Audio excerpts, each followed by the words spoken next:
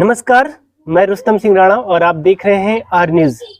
साथियों, आज हमारे साथ जो मेहमान हैं उनका मैं परिचय करा देता हूं। मेरे साथ श्याम सिंह राणा हैं और उत्तराखंड पावर लिफ्टिंग एसोसिएशन के सेक्रेटरी हैं। और ख़ास बात यह है कि आप इंटरनेशनल पावर लिफ्टर हैं। आपने इंडिया को 8 बार रिप्रेजेंट किया है, जो अपने आप में बड़ी बात है। हाँ, इस बार छुट्टी में आए थे तो हमने सोचा कि आपका इंटरव्यू लिया जाए और आपकी जो यात्रा है उसको जाना जाए, ताकि हमारे जो युवा हैं उनको कम से कम एक नई दिशा, एक नई सोच मिल सके इस क्षेत्र को लेकर। सर, सबसे पहले तो आपका स्वागत है। सर, सबसे पहला तो मेरा ये सवाल रहेगा, आपकी जो यात्रा है संक्षिप्त रूप में हमारे दर्शकों को बताइए, ताकि और हम फिर बाद में चर्चा करेंगे। मेरी यात्रा 2002 से स्टार्ट हुई थी और यात्रा से पहले बहुत भटका हुआ, जैसे कि गांव के नॉर्मल से इंसान रहते हैं, कि लाइफ में को कुछ गोल नहीं था, कुछ पता नहीं था कि क्या करना है मुझे, कहाँ मेरा फ्यूचर जाएगा, कैसे करूँगा मैं। ये सब कुछ नहीं था मेरे पास। मतलब ना घर से कुछ इतनी अच्छी सुविधाएं थी, ना कुछ मेरे को समझ था कि मैं करना क्या है। तो फिर ऐसे एक दिन मैं अपने गुरुजी से मिला। उन्होंने मेरे को पावर लिफ्टिंग का रॉड पकड़नी सिखाई। तो मेरे गुरुजी राजेंद्र सिंह भिंडर से मुलाकात हुई, तो उन्होंने बताया कि मेरे पास इंस्ट्रूमेंट है। उनके पास भी मतलब जो अच्छे इंस्ट्रूमेंट या ये सब चीज़ें नहीं थी। तो हम गुरुजी और मैं बहुत ये इंजन के चक्कों से, ट्रैक्टर की पुलियों से, गरारियों से, एक वेट चक्की में आके, जैसे अपने गांव में चक्कियाँ होती है, इसमें वेट उसको नाप के, तोल के, उसको लिख के करके रखा था हम लोगों ने। तो ऐसे धीरे धीरे थोड़ा बहुत किया, वहाँ पर स्टार्ट किया, मेहनत की। पर वहाँ से स्टार्ट हुई मेरी मेहनत। फिर गुरुजी के एक हमारे दूसरे गुरुजी मिले, उनसे मुलाकात हुई, जिनका नाम कुलवंत सिंह है। उनके यहाँ थोड़ा सा आधुनिक सामान था, थोड़ी सी रॉडें अच्छी थी, पर मतलब जैसे नेशनल वगैरह में उस टाइप का कुछ नहीं था इंस्ट्रूमेंट, बट अच्छा कुछ सामान था। तो फिर वहाँ पर करने लगे। यहाँ से पैदल मैं रोज जाता था, 6-7 किलोमीटर, 8 किलोमीटर जाता था। तो जहाँ भी गया वहाँ सुविधाओं का बड़ा ये था। खुले में हम जिम करते थे, इंस्ट्रूमेंट हमारे पास प्रॉपर नहीं था। तो बड़ी मुश्किल भरी, बड़ी कठिनाइयों भरे ऊपर अप डाउन हुआ है मेरे साथ में। तो शायद मैं 8 महीने या 9 महीने में मैं नेशनल चैंपियन बन गया था। मैं तब फर्स्ट जब नेशनल खेलने गया था, तब मेरे को समझ में आया कि क्या चीज़ होती है, कि मैं जो कर रहा हूँ उससे मेरे को क्या, मेरे को गोल तब पता चला मेरे को। मैं जब तक 8 महीने तक मैं सिर्फ मेहनत कर रहा था, मेरे को कुछ नहीं पता था कि मेरे को इससे क्या हासिल होने वाला है, क्या हासिल नहीं होने वाला है। जब मेरे दोनों कोच ने मेरे को बताया कि नेशनल भी होता है, स्टेट चैंपियनशिप भी होती है, तो गया हूँ, तो मेरे को मेरा गोल पता चला कि मेरे को करना क्या है, आगे कैसे होगा। नहीं तो फिर सिर्फ मैं कर ही रहा था, मेरे को पता नहीं था। अच्छा, तो क्या आपके जहन में था कि भाई जो एक तरह से जादवपुर के एक छोटा गांव उत्तराखंड का, वहां से निकलने वाला एक लड़का इंडिया को 8 बार रिप्रेजेंट करेगा और इंडिया का नाम रोशन करेगा, हमारे थ्रूआउट का नाम रोशन करेगा, ये जहन में था तब? चीजें एक होता ना इत्तेफाक, चीजें मैं करता गया, अच्छे लोग मिलते गए, खराब भी लोग मिले, ऐसा नहीं कि अच्छे और खराब दोनों मिले। तो चीज़ें कुछ कुछ उनसे जानकारी मिली, कुछ उनसे जानकारी ये बढ़ाई। तो चीज़ें मन में विचार आए अच्छा करने के लिए, और अच्छा करने की जागृति हुई मन में, लोगों का थोड़ा सपोर्ट मिला मेरे को, किया फिर मैंने। तो जिस तरह से फिर आपने एक जब हमने एक जब उस समय आप ये खेल खेल रहे थे और इनफैक्ट जो इंडिया को रिप्रेजेंट कर रहे थे, ये करीब 16-17 साल पुरानी बात होगी, मेरे जहन में है, एग्जैक्ट डेट मुझे याद नहीं है। और मैं अखबार पढ़ रहा था और फिर मैंने देखा, एक कटिंग देखी मैंने, और इसमें लिखा हुआ था कि पावर लिफ्टर श्याम सिंह राणा एक आर्थिक एक सहायता मांग रहे हैं। मलेशिया में वो खेलना चाहते हैं और उनके पास वो पैसा नहीं है, टिकट के लिए पैसा नहीं है। तो एक तरह से आर्थिक चुनौतियां भी थी आपके सामने। उन चुनौतियों को कैसे आप ओवरकम कर रहे थे? किस तरह से आप उन चुनौतियों को ठीक है सामना कर रहे थे, और इसके बावजूद भी आप लगातार जो एक तरह से अपना नाम रोशन कर रहे थे, समाज का नाम रोशन कर रहे थे? सबसे पहले तो मैं घर से कोई बहुत अच्छा था नहीं, और ना घर वालों को भी नॉलेज थी मैं कर क्या रहा हूँ। होता क्या कि हमारे समाज में या मतलब हमारे आसपास के गांव में इनको नॉलेज थोड़ा सा कम होती है कि बच्चा अगर कोई खेल रहा है तो किस लेवल में खेल रहा है, क्या खेल रहा है, वो स्पोर्ट्स के बारे में कोई जानकारी नहीं होती है। तो हम घर से मैं बिल्कुल घर से अच्छा नहीं था। उस टाइम मेरे पास साइकिल भी नहीं हुआ करती थी जिम जाने के लिए, तो कभी किसी से लिफ्ट मांग के जाता था, कभी कैसे जाता था। तो चीज़ें होती क्या गई कि चीज़ें कुछ अच्छे लोगों से, मैंने बोला कि कुछ अच्छे लोगों से मिला, वहाँ से कुछ मदद मिली।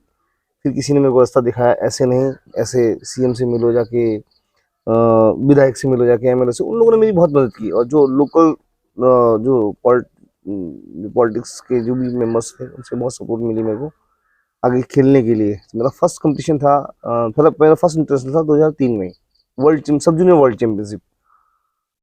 तो मतलब मैं एक साल करते करते 3 महीने हुए थे लिफ्टिंग करते करते। तो मेरे को सलाह दी गोपाल सिंह राणा जी से, मेरे को मिलवाया जो एमएलए थे फॉर्म उस टाइम। उन्होंने मेरे को सीएम से मिलवाया नरेंद्र तिवारी जी से। उन्होंने नरेंद्र तिवारी जी ने मेरी बहुत मदद की उस टाइम। 50,000 का मेरे को विवेकाधीन कोच से मेरे को पैसे दिलवाए। फिर मैं उससे पैसों को लेके कंपटीशन खेलने गया हूँ। उस कंपटीशन में भी इत्तेफाक ऐसा हो गया मेरे साथ में कि मेरे को वहाँ पर ये हो गया, टाइफाइड हो गया मेरे को। मतलब 4 दिन शायद खाना नहीं खाया था, सिर्फ पानी पी रहा था मैं। तो इंडिया वालों की, इंडिया टीम ने भी मेरे को बोला था कि शायद तुम नहीं कर पाएगा गेम, तुम चला जा वापस। तो मेरा फर्स्ट इंटरनेशनल था, और मैं जो गेम किया था मैंने बहुत दिल से की थी, बहुत मेहनत करके किया था मैं यहाँ से। तो मैं वापस नहीं हुआ। उसमें भी मैंने एक वर्ल्ड रिकॉर्ड लगाया डेडलिफ्ट में। 52 केजी में खेला था मैं उस टाइम। 52 केजी में वर्ल्ड रिकॉर्ड लगाया और अपने देश के लिए ब्रॉन्ज मेडल जीता था। मेरा फर्स्ट वर्ल्ड का मेरा ब्रॉन्ज मेडल था, और मैंने वर्ल्ड रिकॉर्ड लगाया था। तो सर, जब ये आपकी जो यात्रा ये चल रही थी लगातार, और इस चुनौतियां भी आ रही थी, और उन चुनौतियों को आप पार कर रहे थे, तो जब रेलवे में आपका सिलेक्शन फिर कैसे हुआ, कब हुआ? मेरा रेलवे में सिलेक्शन हुआ था 2006 में। 2006 के बाद 2007 में मैं ज्वाइन किया था। मेरी जर्नी स्पोर्ट्स की और फैमिली की बड़ा ऊपर नीचे होती रही है। जब मैं अच्छा करने लगा था स्पोर्ट्स में, तो मम्मा को मेरी कैंसर हो गया था। मम्मी को कैंसर हो गया था, तो उन दिनों बहुत परेशान था मैं, बहुत परेशान था मेंटली और आर्थिक रूप से बहुत ज़्यादा परेशान था। एक वाकया हुआ, मैं मम्मा को देख भी नहीं पाया था अपनी। एक वाकया हुआ, मैं एशिया चैंपियनशिप के लिए ट्रायल देने के लिए जाना था, तो जानी थी साउथ कोरिया टीम। तो उस टाइम भी शायद नरेंद्र तिवारी जी ने मेरी मदद की थी। तो जाने वाला था, तो मेरी मम्मा बहुत ज़्यादा सीरियस कंडीशन में थी। फिर भी मम्मा ने बोला कि बेटा जा, तुम जिस काम के लिए निकला है वो अच्छा करके आना। जब मैं ट्रायल देने के लिए गया, ट्रायल से वापस भी नहीं हुआ था, मम्मा मेरी नहीं रही थी, और मैं उनको शायद देख भी नहीं पाया आके वापस, क्योंकि जमशेदपुर से इमीडिएटली ना रिजर्वेशन मिल रहा था ना कुछ मिल रहा था। तो ये हुआ, उनकी दिली इच्छा थी कि मैं कुछ बन जाऊं, कुछ अच्छा कर लूं। तो फिर 2 महीने बाद फिर मैं एशिया चैंपियनशिप खेलने गया था। एक महीने बाद ही 1 मंथ बाद में फर्स्ट इंटरनेशनल, मेरा सेकंड इंटरनेशनल जो गेम था वो आउट ऑफ इंडिया था, वो था साउथ कोरिया में। वहाँ मैंने जूनियर एशिया में गोल्ड मेडल जीता, और मेरे बड़े भाइयों का बहुत ज़्यादा मॉरल सपोर्ट रहा है, उनकी वजह से मैं आज जो भी इधर हूँ। तो जिस तरह से आप, ये आपकी जो यात्रा है, हम बार बार यात्रा पर आपकी चर्चा कर रहे हैं, एक तो रहता है कि भाई जब व्यक्ति कामयाब हो जाता है तो उसकी जो कामयाबी है स्वयं तक सीमित रखता है, लेकिन आपने एक तरह से जो एक जौहरी की तरह उन हीरो को तराशने की भी कोशिश की, एक ताकि जैसे कि आपने अपने स्टूडेंट, जैसे कि हम चर्चा कर रहे थे, आपने अपने स्टूडेंट को भी आज उस मुकाम तक पहुंचाया कि इस खेल के माध्यम से उन्होंने नौकरियां पाई हैं। उसको भी थोड़ा हमारे दर्शकों को बताइए। हाँ हाँ, कहानी यहाँ से स्टार्ट होती है कि जैसे मैंने बहुत स्ट्रगल करके मैंने किया। जैसे होता क्या कि जॉब इतनी जल्दी नहीं मिलती है, नहीं कोई देता है जॉब। तब तक आप नेशनल चैंपियन ना हो, सीनियर नेशनल चैंपियन ना हो, तब तक आपको ना रेलवेज ना कोई और डिपार्टमेंट नहीं देती है। और जिस टाइम में मैं गेम कर रहा था उस टाइम ना खेल नीति, उत्तराखंड की खेल नीति भी नहीं बनी थी, पैसा भी कोई प्रोवाइड नहीं कर रहा था। मतलब आज खेल विभाग से कोई पैसा नहीं मिलता था। तो आज की डेट में खेल विभाग से नौकरी भी मिलती है स्पोर्ट्स कोटे की। अब खेल नीति बन गई है, स्पोर्ट्स कोटे से पैसा भी मिलता है, नौकरियां भी मिलती हैं। बस आज की डेट में ये है कि बच्चे कुछ करने वाला होना चाहिए, अच्छा करने वाला होना चाहिए, नेशनल चैंपियन होना चाहिए। फिर दूसरी बात ये है कि बच्चों को भी थोड़ा सा नॉलेज कम है। अच्छा, जैसे कि मान के चलो हम अपने यूथ की अगर बात कर रहे हैं और अगर कोई हमारा वीडियो तमाम यूथ देख रहे हैं और पावर लिफ्टिंग गेम को समझना चाहते हैं, उसमें कुछ अपना एक तरह से अपना अपने आप को उस खेल में लाना चाहते हैं, तो कितना स्कोप है और किन चीज़ों को माइंड में रखकर उन्हें इस खेल में आना चाहिए? पावर लिफ्टिंग का स्कोप आज की डेट में इतना ज़्यादा क्रेज हो गया पावर लिफ्टिंग का कि शायद हर एक जिम में 2-4 पावर लिफ्टर मिल ही जाएंगे। और पावर लिफ्टिंग से बहुत सारे बच्चों को नौकरी मिली है। मेरे स्कूल के स्टूडेंटों को बहुत सारे बच्चों को नौकरी मिली है। वन विभाग में है, पुलिस में है, रेलवेज में है। मैंने एकेडमी खोल के रखी थी, मतलब 2 मेरी एकेडमी थी। एक मेरे गुरुजी का था, कुलवंत सिंह जी का, जहाँ मैं करता था पहले, वहाँ पर भी मैंने एक नया सेट ला के रखा है। और एक अपना खटीमा में भी है। कोई बच्चा अगर पावर लिफ्टिंग से रिलेटेड करना चाहता है, गेम से इच्छुक है, तो फ्री ऑफ कॉस्ट, मेरे यहाँ पर कोई फीस लगती नहीं। क्योंकि मैंने बहुत स्ट्रगल से, बहुत ही मतलब स्ट्रगल से मैंने ये चीज़ें मेरे को मिली हैं, मैं कर पाया हूँ। मैं चाहता हूँ कि कोई नया बच्चे को आज की डेट में कोई स्ट्रगल ना मिले, वो चीज़ वो ना देखना पड़े, ताकि वो ऐसा ना हो कि इतना स्ट्रगल मिले कि वो छोड़ के चला जाए कि मेरे से नहीं होगा। कि बहुत बार लाइफ में मेरे ऐसा हुआ कि वेट अच्छा नहीं है या कुछ चीज़ अच्छी नहीं, नेशनल में जाकर मेरे को बहुत परेशानी हुआ करती थी। तो मन करता था कि यार कि कुछ तो ऐसा हो, कोई करने वाला हो मेरे पास में ऐसा। अच्छा, जैसे कि अभी हमारे यूथ की अगर मैं चर्चा करूं, हमारे जो आसपास जो खेल चलता है वॉलीबॉल, जिन पर हमारे युवा जो हैं एक तरह से पूरी ऊर्जा उनकी उसी खेल पर लगी रहती है, और आप ये अच्छी तरह से वाकिफ हैं उस चीज़ को लेकर। तो क्या वो सही डायरेक्शन में है? अगर मान के चलो, अगर खेल खेलना है वो तो कोई सा भी खेल सकते हैं, लेकिन जहाँ तक हम स्कोप की बात करते हैं, जहाँ तक हम कहते हैं कि भाई हमारे जो हम खेल खेल रहे हैं उससे अपने समाज को एक रिप्रेजेंट करना है, स्टेट को रिप्रेजेंट करना है या फिर नेशनल को रिप्रेजेंट करना है, तो वो उस दिशा में जा रहे हैं ठीक डायरेक्शन में? वो खेल खेलना एक अच्छी बात है कि खेल खेलना चाहिए आदमी को। पर आदमी को ये अवेयरनेस होनी चाहिए कि जो मैं खेल खेल रहा हूँ किस लेवल का है और इससे आगे स्टेप क्या होता है, इससे आगे स्टेप क्या आता है। तो बहुत सारे जो वॉलीबॉल आपके हमारे नौजवान युवा खेल रहे हैं वॉलीबॉल, तो उनको शायद मैं उनसे रिक्वेस्ट करूंगा या उनसे मैं विनती करूंगा कि आगे जाके आगे भी खेलें, ना स्टेट भी खेले जाके। आपकी कौन सी एसोसिएशन है, कौन सी फेडरेशन है, उनसे आप जुड़ें, नेशनल खेलें, इंटरनेशनल खेलें, ताकि तुमको जॉब मिल सके। नहीं तो बहुत सारे बच्चे ऐसे होते हैं कि बहुत सारे अच्छी प्रतिभा होगी भी उनको जानकारी नहीं होती कि कहाँ नेशनल खेलना है, कहाँ से जॉब मिलेगी, कैसे क्या होगा। फिर बाद में बोलते हैं कि भाई स्पोर्ट्स के लिए कुछ नहीं मिलता है, सब खराब होते हैं, घर वाले ही बोलते हैं। बिल्कुल बिल्कुल। क्योंकि होता क्या कि ना वो सही डायरेक्शन में, वो गांव में खेलना एक अलग चीज है। एक एक चीजों को स्टेप बाय स्टेप, जैसे जिला स्तरीय होता है, फिर बाद में राज्य स्तरीय होता है, फिर राष्ट्रीय स्तरीय होता है। तो ये एक पैनल है या फॉर्मेट बोल लो या कामयाबी सीढ़ी बोल लो इसको, ये आदमी उनको जागरूकता होनी चाहिए। और फिर जो मानक है, कम से कम जैसे कि आप बता रहे हैं कि जागरूकता होनी चाहिए कि जो हम खेल खेल रहे हैं उसमें क्या मानक तय है, जो भी खेल के जो नियम होते हैं उनको लेकर, जिस तरह से हमारे नॉर्मल एक हाइट रहती है हमारी, शायद वॉलीबॉल में जो बच्चे खेल रहे हैं हमारे, एक तरह से उस हाइट को भी मैच नहीं कर पाते हैं, वो भी थोड़ा एक रहता है प्रॉब्लमेटिक। हाँ, बहुत सारी चीजें हैं। देखो है क्या ना कि बहुत सारी चीजें हैं। मेरा टेक्निकल गेम नहीं है वो, मैं टेक्निकल चीजें नहीं जानता, लेकिन इतना थोड़ा सा नॉलेज है मेरे को कि इंटरनेशनल प्लेयर जो बनने के लिए कि हाइट का एक रहता है वॉलीबॉल में, कि आप तभी इंटरनेशनल खेल पाओगे कि इतना उसका रहता है। पर इस चीजों को आदमी जान ले कि मैं कौन सा गेम कर रहा हूँ और किस लेवल का कर रहा हूँ, उससे मेरे को क्या फायदे मिलेंगे, क्या फायदे नहीं मिलेंगे, मेरा फ्यूचर है इसमें नहीं है, या अगर मेरा फ्यूचर है, अगर जो मैं गेम कर रहा हूँ तो इसकी मैं उसको अच्छा सुधार करने के लिए मैं दूसरी एकेडमी कहाँ ज्वाइन करूँ, या कोई अच्छा कोच कैसे मिले मेरे को, कोई अच्छा डाइट प्लान कैसे मेरे को बताए, मेरा गेम कैसे सुधार हो पाए। ये सब चीजें बहुत जरूरी हैं। बिल्कुल, ये सारी चीजें जो भी आप अपने खेल खेल रहे हैं, उन चीजों की बारीकियां जानना और उन बारीकियों को पर काम करके फिर अपना अचीवमेंट को पाना, ये एक छोटी छोटी चीजें हैं, लेकिन कामयाबी पाने के लिए बहुत ही महत्वपूर्ण चीजें हो जाती हैं।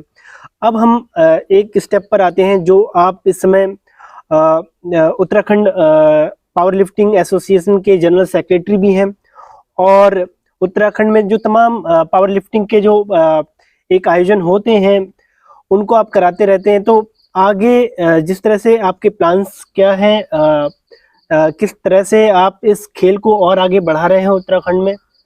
इस बार प्लान ये है कि मतलब अभी 3 कंपटीशन में नेक्स्ट मंथ कंपटीशन मैंने उत्तराखंड का राज्य स्तरीय उत्तराखंड का पावर लिफ्टिंग रख रखा है, स्टेट चैंपियनशिप, इसमें 5 और 6 रहेगा नेक्स्ट मंथ में, और उस दिसंबर में लास्ट में 18 और 19 को मैंने एशिया कप रखा है, जिसमें इंटरनेशनल बच्चे, मतलब जो बच्चे इंटरनेशनल खिलाड़ी बनेंगे, मतलब इंडिया को रिप्रेजेंट करेंगे, वो भी आयोजन करा रहे हैं यहाँ पर। और जैसे कि अभी जब हम अपने समाज के बच्चों की बात करते हैं, आपको क्या लगता है, मतलब आपके एक आपने जो एक तरह से एक तरह से यूं कहें कि आपने जो एक स्थान बनाया है, क्या उस स्थान को भरने के लिए हमारे जो युवा इस खेल में आ रहे हैं? हाँ जरूर, क्योंकि मेरे को तो अच्छा लगेगा मेरे समाज के लोग, या बोले कि मतलब समाज बोलो या चाहे अपने आदमी बोलो कि वो आए, अच्छा करे, कैपेबिलिटी है उनके अंदर, बस गाइडेंस की कमी है घर वालों की या अच्छे कोचेस की। तो मैं सभी से रिक्वेस्ट करता हूँ कि अपने बच्चों को अच्छी जगह भेजें, अच्छी जगह खिलाएं, अच्छी डाइट का ध्यान रखें, और कभी भी कोई दिक्कत हो तो मेरी 2 एकेडमी कहीं भेज सकते हैं बच्चों को, कोई फ्री ऑफ कॉस्ट है, किसी से फीस नहीं है मेरे पास में, चाहे राणा समाज के बच्चे हों या किसी समाज के बच्चे हों, अच्छे बच्चे हों करने वाले, किसी से कोई फीस नहीं है मेरे पास में। अच्छा, ये एक और चीज जो हमारे खासकर जो हम देखते हैं आजकल के दौर में, युवा जो है एक तरह से जो गलत राह में जा रहा है, या फिर एक जो लक्ष्य विहीन जो जीवन जी रहा है, उसको लेकर आप क्या सोचते हैं? उसको लेकर ये सोचता हूँ, सबसे पहले तो लोगों को अपना एक एम बनाना चाहिए, गोल बनाना चाहिए। जिस आदमी के पास में गोल नहीं है, एम नहीं है, तो फिर उसकी लाइफ किसी काम की नहीं है, उसको कभी समझ ही नहीं आएगा कि मेरे को करना क्या है। जिस आदमी ने अपना टारगेट बना लिया कि मेरे को ये करना है, तो उसी राह पे चलता है आदमी को। मैं एक हमारे मित्र थे, नाम नहीं लेना चाहूंगा, और बहुत अच्छी बात बोलते थे कि मेरे को, बड़े मित्र क्या, मेरे बड़े भाई थे, तो मेरे से बोलते थे कभी मैं उनके साथ बहुत बैठा करता था, हमारे सीएम साहब धामी जी मेरे बड़े भाई जैसे हैं, उनका बहुत अच्छा एक मेरे को जिंदगी में हमेशा उनकी बात सिखाई हुई मेरे को बहुत याद आती है।